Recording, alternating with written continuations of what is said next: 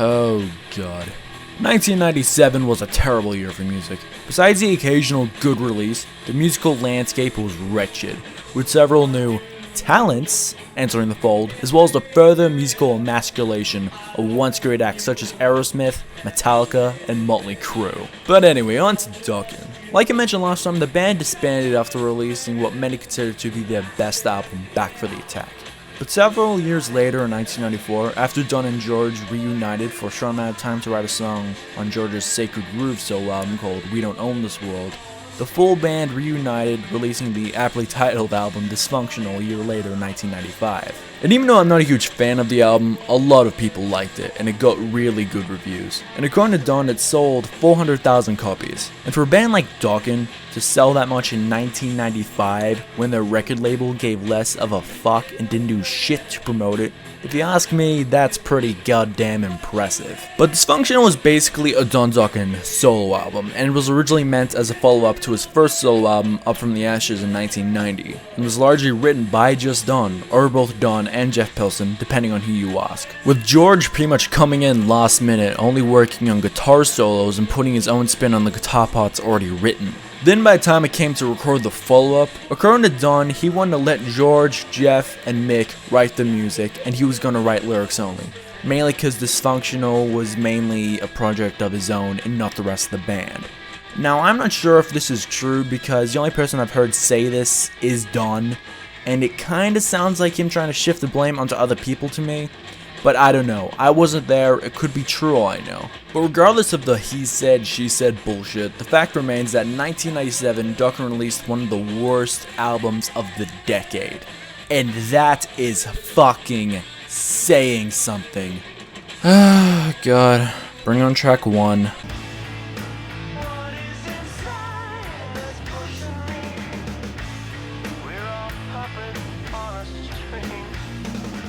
Okay, opening track. Puppet on a String actually isn't too bad. I mean, it's pretty decent, believe it or not. But, and this is a big but, this shit so ain't Dokken. It's hard to hear Dunn sing this because it's the same guy who sang Just Got Lucky, Alone Again, Breaking the Chains, and In My Dreams, and now he's singing this depressing, bleak sounding music. It's a real shock to hear him sing this, and it's like this for most of the album, but overall, I think the song has some decent guitar work, decent structure, though quite formulaic, and now I know a lot about alternative music. Hell, Faith No More is my favorite band of all time, so let me say this. This song is good for a late 90s alternative / grunge, but it is not good for Dokken.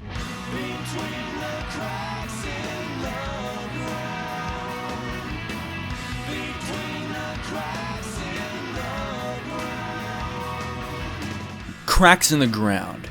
Oh my god, this is just plain insulting how boring and monotonous this song is.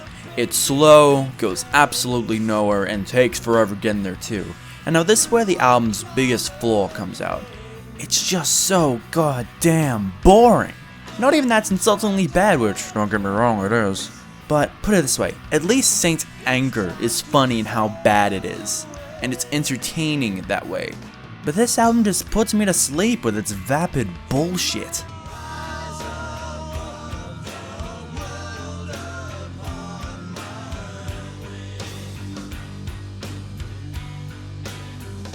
Sky Beneath My Feet. This song's biggest problem is how bland and forgettable it is. I guarantee you if you listen to this song, you will not remember it within a few minutes. It's that forgettable. But it's one of the better tracks of this piece of shit, so fucking take that for what it's worth.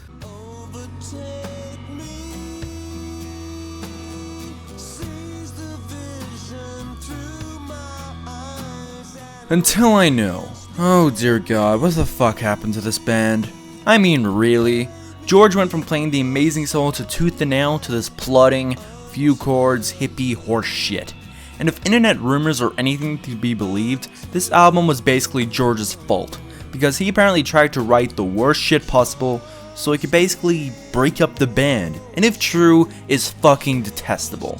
Shame on you, George Lynch.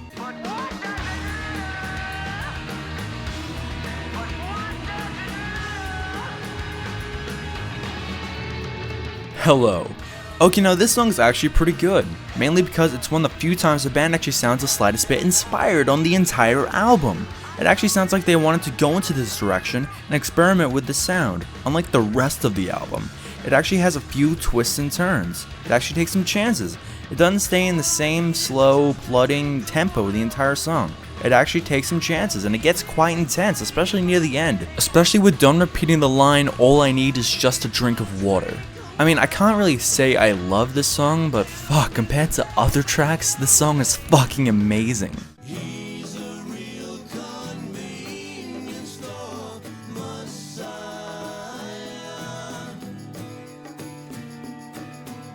Convenience Store Messiah.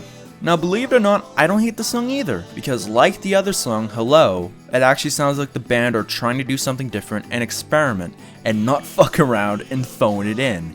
Even though musically it's very different to Hello, I would say that these two are two of the best tracks off the album. Now again, I can't say I love it, but I can at very least respect it.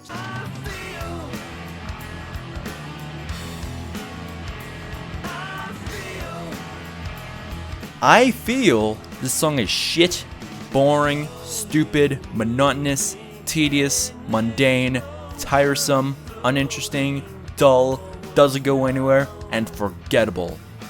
Any questions?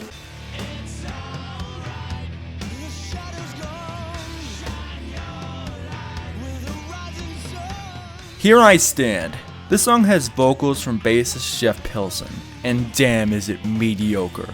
Is it bad that I didn't even realize this wasn't done until someone told me it was Jeff singing? I mean, this song just sounds more rushed than anything, especially since they have to put yeah yeahs into the chorus where there could have easily been lyrics. Yeah, this song ain't alright.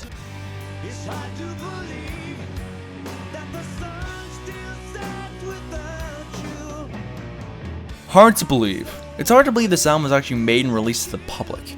But to be fair, this song, it actually has an alright chorus. It's decent and melodic and actually reminds me of the glory days of this band a bit. But the piece of shit producer of this train wreck of an album, Kelly Gray, wouldn't let the band do their trademark harmonies, instead making them go for more gritty and grimy modern sounds. And a lot of other tracks suffer from this dumbass decision. And it also suffers from nearly every other track's humdrum and drudging problems.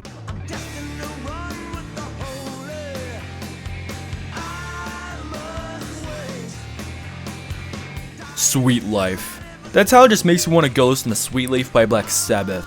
Oh god. I mean, what can I say? It's a boring blues song with George repeating the same riff over and over and over again. You'd think it was a syringe filled with steroids by how much he's using it.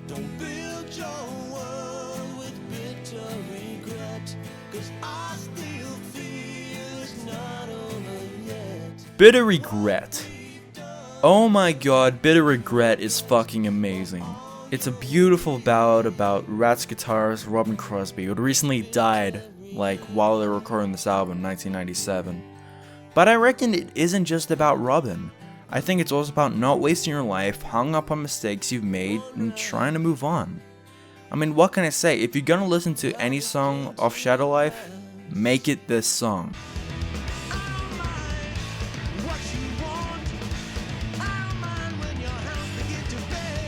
I don't mind? Well, I do mind, because this song is terrible.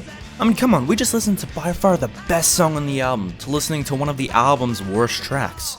I mean, where to start? George's guitar playing is just plain simple annoying, and Dunn's vocals don't even congeal with the rest of the song. They just kind of float on top of the track.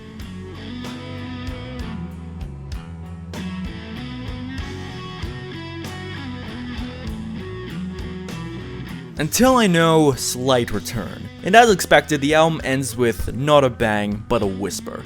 With a reprise of all things. With a very mediocre guitar solo from Lynch. And I mean, I don't even think one of the decent tracks of the album deserved a reprise, let alone the boring fuckery known as Until I Know. And that puts an end to the worst album ever to have the word Dokken printed on it. And to be fair, it wasn't all bad. It just mostly was. And also, let's not forget that the album was so awful that the classic Dokken logo didn't even appear on it. For the first and last time, they had a different logo for the band. And it sucks just as much as the rest of the cover that was probably made by a 14-year-old from his first time using Photoshop. And also something else with this album, a lot of people say this was pretty much the end of Dokken.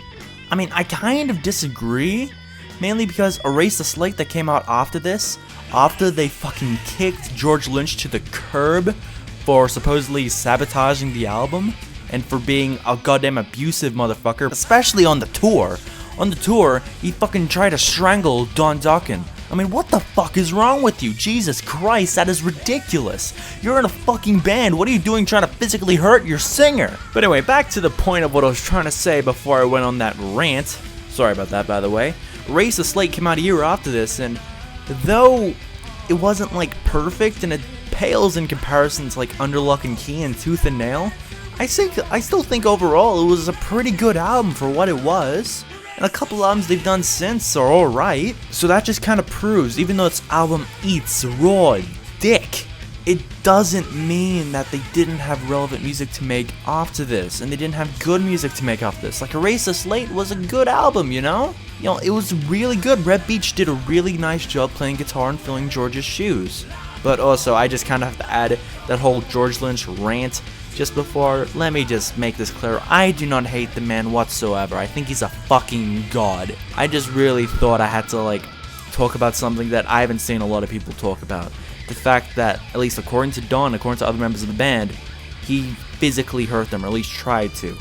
I mean, that is absolutely detestable. There is no excuse to ever lay your hands on someone unless they did it first.